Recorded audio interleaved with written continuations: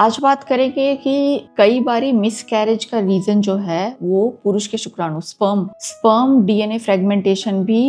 Miscarriage होने के reason होते हैं, क्योंकि कई बारी कई फैमिलीज में जब भी बच्चा खराब हो जाता है या आपके प्रेगनेंसी के बाद 1 या 2 मंथ के बाद मिसकैरेज होता है, तो जनरली जो ये माना जाता है इस कंडीशन में औरतों को यानी कि महिलाओं को ही जिम्मेदार समझा जाता है। बट इस वीडियो के माध्यम से ये वीडियो उन लोगों के लिए है जो लोग ये सोचते हैं कि केवल लेडीज ही जिम्मेदार है, जबकि जो स्टडीज हुई हैं जिसमें कि डीएनए फ्रेगमेंटेशन, क्योंकि जब भी अंडे के अंदर जब स्पर्म घुसता है तो उनका डीएनए फ्रेगमेंट होता है, तो वो एक बहुत ही बड़ा रीजन है बच्चे की हार्ट बीट नहीं आने का, जो कि अल्टीमेटली मिसकैरेज में कन्वर्ट हो जाए। तो मैं बात करूंगी कि किस तरह से पुरुष जो है अपनी प्रेगनेंसी के पहले अपनी लाइफस्टाइल में क्या चेंजेस कर सकते हैं ताकि मिसकैरेज होने से बच सकें। तो सबसे पहली चीज तो स्मोकिंग एक बहुत ही बड़ा रीजन है जो कि स्पर्म के डीएनए को डैमेज करता है। स्मोकिंग से स्पर्म काउंट तो कम नहीं होता है, बट कई बार स्पर्म के जो चलने की स्पीड है वो कम होती है, डीएनए का डैमेज होता है।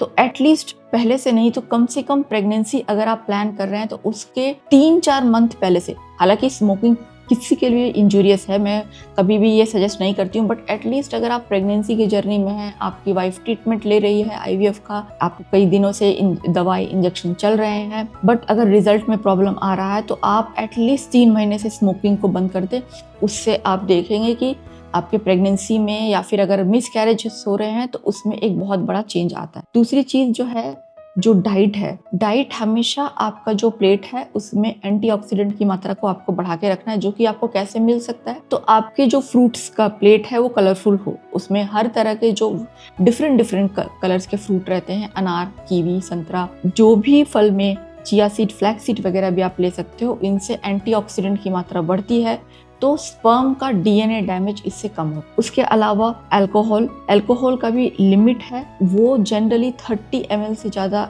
इंडिकेटेड नहीं होता है। हालांकि अल्कोहल अगर आप पूरी तरह से अवॉइड कर सकते हैं तो आपको करना चाहिए, बट फिर भी उससे ज्यादा अल्कोहल कभी भी एडवाइस नहीं किया जाता है। उसके अलावा अगर आप जो है आप गर्म जगह पे आपको ज्यादा काम करना है तो आप कोशिश कीजिए कि आपको उस एरिया को जहां से भी स्पर्म इजैकुलेट होता है वहां से उस एरिया को आपको ठंडा रखें। और एक्सरसाइज सिर्फ वजन घटाने के लिए नहीं होता है, आपको पहले से एक्सरसाइज करना है, उससे आपका जो स्पर्म का स्पीड है वो बढ़ेगा, ओवरऑल ब्लड फ्लो बढ़ेगा और क्वालिटी जो है वो स्पर्म की इम्प्रूव होगी। तो बेसिकली बताने का मकसद ये है कि जब भी मिसकैरेज में हमेशा लेडीज को जिम्मेदार माना गया है, लेकिन जबकि अर्ली प्रेगनेंसी के मिसकैरेज, जो शुरुआत के फर्स्ट 3 मंथ्स के जो मिसकैरेज होते हैं, वो 50 to 60% reason sperm DNA damage की वजह से होते हैं, जिनको कि आप रोक सकते हैं। तो मेरे चैनल पे मेल फर्टिलिटी को किस तरह से इम्प्रूव करते हैं, चैनल पे डिटेल वीडियो दिए गए हैं, चैनल पे विजिट कीजिए और उनसे शेयर कीजिए। जिन लोगों को भी लगता है या फिर किसी ऐसी फैमिली को आप जानते हैं जिनमें कि हमेशा लेडीज़ को ब्लेम किया गया, क्योंकि अक्सर महिलाएं आती है कि मैडम कुछ कीजिए, परिवार वाले उनको दोष दे रहे हैं, उनके लिए ये वीडियो बहुत ज़रूरी है। Thank you for watching.